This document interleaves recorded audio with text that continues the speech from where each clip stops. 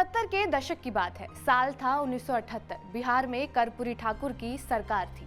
तब कर्पूरी ठाकुर ने सिंचाई विभाग में 17,000 वैकेंसी भरने का ऐलान किया और इसी के बाद जमशेदपुर में दंगा भड़का और उनकी सरकार ही गिर गई थी।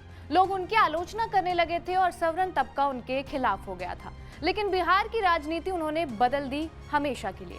ना सिर्फ बिहार की राजनीति बल्कि लालू, नीतीश और पासवान जैसे नेताओं का उभार भी कर्पूरी ठाकुर के सियासी बरगद के नीचे हुआ है।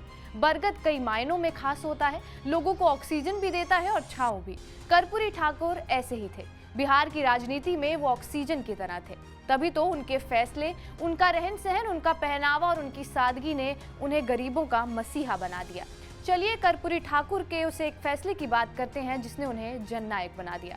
नमस्कार, मैं हूं रिया शर्मा और आप देख रहे हैं TV9 भारतवर्ष। मुंगेरी लाल कमीशन कर्पूरी ठाकुर का वो फैसला था जिसने बिहार ही नहीं, आगे चलकर देश की राजनीति ही बदल दी। बिहार सरकार ने 1971 में ये कमीशन बनाया था। इसकी रिपोर्ट के आधार पर कर्पूरी ठाकुर सरकार ने ओबीसी को 20% आरक्षण दिया था। यही नहीं, कर्पूरी ठाकुर ने आर्थिक आधार पर भी आरक्षण दिया था। कमीशन की अनुशंसा पर ओबीसी को 20%, महिलाओं को 3% और 3% ही आर्थिक आधार पर गरीबों को आरक्षण दिया गया था। लेकिन लागू होने के कुछ दिन बाद सुप्रीम कोर्ट ने आर्थिक आधार वाले 3% को खारिज कर दिया था। चलिए इस कहानी को थोड़ा और पीछे लेकर चलते हैं। साल था 1971। बिहार सरकार ने अलग अलग जातियों की सामाजिक और राजनीतिक स्थिति का पता लगाने के लिए मुंगेरी लाल कमीशन का गठन किया। साल 1975 में कमीशन की रिपोर्ट आई। कर्पूरी ठाकुर ने साल 1978 में बिहार विधानसभा में रिपोर्ट को पेश कर दिया। ये वो वक्त था जब जातियों को लेकर देश में बहस चल रही थी, उनकी संख्या की बात हो रही थी, राज्यों में कमीशन बनाने की भी बात हो रही थी। बाद में साल 1969 में केंद्र सरकार ने मंडल कमीशन का गठन किया, जिसके बाद देश की राजनीति ही नहीं, पूरा सामाजिक ताना बाना ही बदल गया था।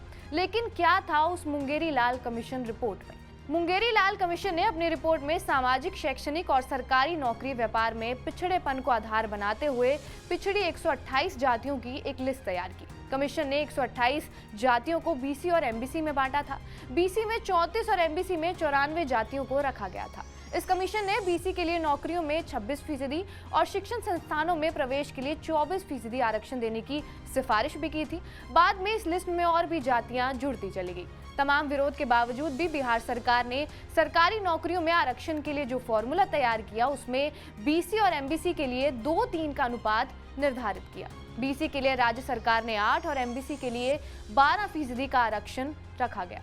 बीसी और एमबीसी में उलझ रहे हैं तो पहले ये जान लीजिए, बिहार में अभी 63% ओबीसी आबादी है। इसमें बीसी यानी पिछड़ी वर्ग की हिस्सेदारी 27% है और अत्यंत पिछड़ा वर्ग यानी एमबीसी की हिस्सेदारी 36% है। दरअसल बीसी और एमबीसी सामाजिक और शैक्षणिक आधार पर पिछड़ी जातियों के बीच का एक डिफरेंस है। कर्पूरी ठाकुर को इस एक फैसले के लिए आज भी बिहार के लोग याद करते हैं। एक और दूरदर्शी फैसला था उनका शराबबंदी को लेकर।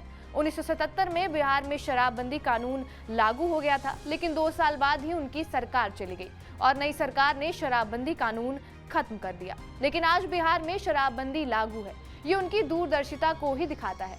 लालू, नीतीश या फिर नई पौध के नेता तेजस्वी हो या फिर चिराग पासवान, हर कोई कर्पूरी की विरासत की बात करता है, उनको अपनाने की बात करता है। लेकिन कर्पूरी ठाकुर की बात करना और कर्पूरी ठाकुर हो जाना, दोनों में जमीन और आसमान का अंतर है। कर्पूरी ठाकुर को भारत रत्न मिलना एक तरह से उनकी सियासी सादगी का सम्मान है, उनके उन फैसलों का सम्मान है जिसके कारण आज बिहार की एक बड़ी आबादी की तकदीर बदल चुकी है। बहरहाल, आपका इस वीडियो पर क्या कुछ कहना, हमें कमेंट बॉक्स में जरूर बताएं। बाकी देश और दुनिया की तमाम बड़ी खबरों के लिए जुड़े रहे हमारे साथ TV9 भारतवर्ष पर।